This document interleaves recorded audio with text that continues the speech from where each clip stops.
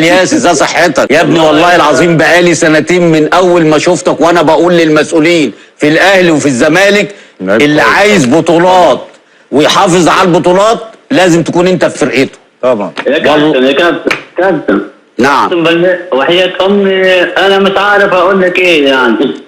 يا ابني موهبتك هي اللي فرض علينا نتكلم كده. لا انت لعيب رضا بيتكلم كوره، انت فعلا لعيب جامد جدا وتلعب اهلي وزمالك. انت بتلعب برجلك اليمين وبالشمال وكعبك اليمين وكعبك الشمال وفاولات وسروهات وتغيير ملعب. استنى بس عشان الطم عشان المسؤولين هنا وهنا الناس دي ورايحين يجيبوا محمود حماده مع كل لا ده حاجه تجنن زيك والله. بيقول له مضيت والله حاجه تجنن. يا الياس يا حبيبي لعبت امبارح في مباراة الزمالك والمصري؟ يا ريت ما كنت لعبت.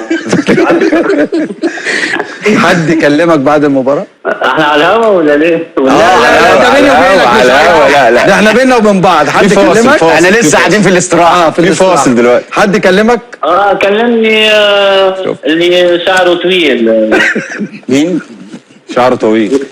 شعره طويل مساعد مدحت عبد الهادي. مدحت عبد الهادي. مدحت عبد الهادي. الزمالك عشان يرجع على البطولات مرة تانية هيرجع محمود علاء وأوباما وهيتعاقد مع الياس الجلاصي. ولو عايز ينزل درجة تانية هيتعاقد مع مين؟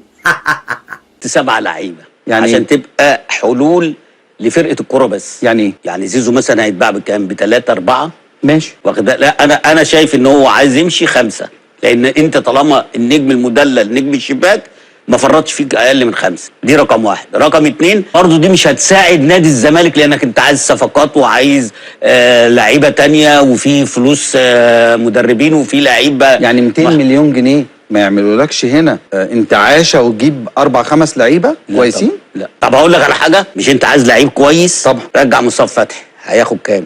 بلاش الجلاصي ياخد كام؟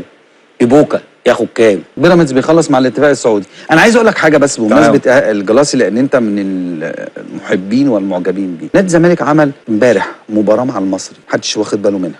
الزمالك عمل مباراه مع المصري 2-1. سيبك من 2-1. هو عمل مباراه عشان يشوف الكلام، يشوف على الطبيعه المدير الفني يشوف الجلاصي ايه ده ويشوف زياد كمال.